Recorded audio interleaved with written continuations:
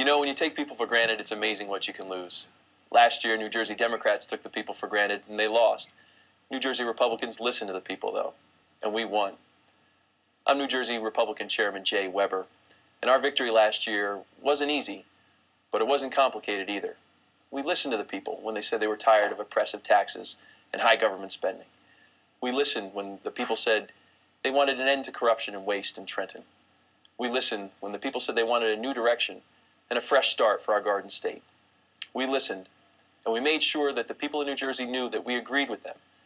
By coordinating our efforts with our county parties and our candidates up and down the ballot, we put together the most sophisticated, most energetic, and most well-funded grassroots effort this state has ever seen. Our Victory 2009 program made over 2.2 million volunteer phone calls. We knocked on over 150,000 doors, and we made sure that the people of New Jersey remembered that the Republican Party stood for lower taxes, less government spending, and good, honest public service.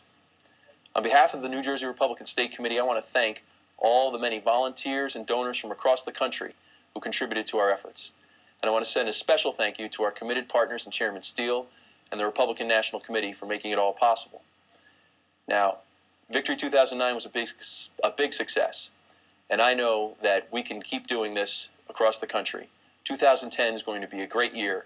Together, we can get it going now. Thank you and have a great meeting.